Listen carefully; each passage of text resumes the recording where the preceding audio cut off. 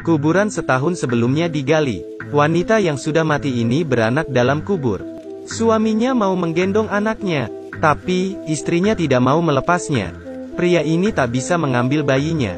Sambil menangis, ia bilang, "Istriku, terima kasih sudah melahirkannya. Aku akan menjaganya sampai dia besar. Beristirahatlah dengan tenang." Setelah itu, istrinya yang sudah mati baru melepaskan tangannya. Pria itu menggendong anaknya dengan sedih. Istrinya yang meninggal tahun lalu mengeluarkan air mata. Saat itu, warga di samping makam bilang, "Beberapa hari lalu kami melihat wanita ini." Pasutri itu menunjuk mangkuk bubur di samping wanita itu. Mereka bilang 3 hari lalu jam 3 subuh. Pak Tua masih masak bubur untuk dijual paginya. Tiba-tiba, wanita itu datang dan bilang mau beli bubur. Pak Tua berkata, "Kamu terlalu pagi, buburnya masih belum matang." Tapi, wanita itu bersikeras.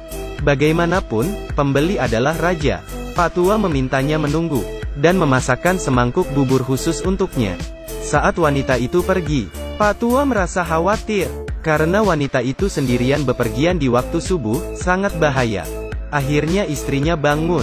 "Siapa yang beli sepagi ini?" Pak Tua bilang, "Aku tidak kenal." Tanpa pikir panjang, mereka mulai menyiapkan dagangan. Esok siangnya saat tutup toko, Bu Tua menemukan kerikil di mangkuk uang. Dan bertanya ke suaminya, "Apa kamu rabun?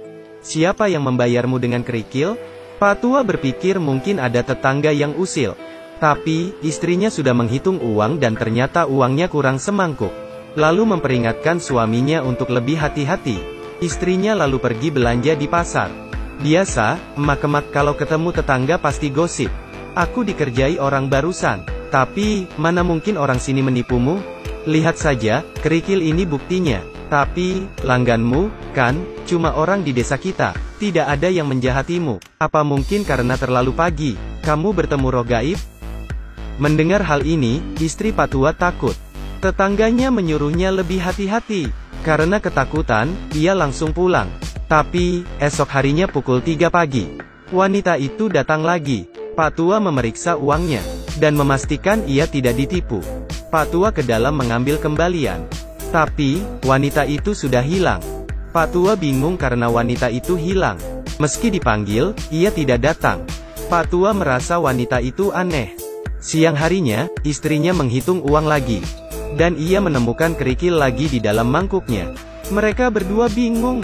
Istri Pak Tua ingat omongan tetangga. Pasti mereka diganggu roh halus.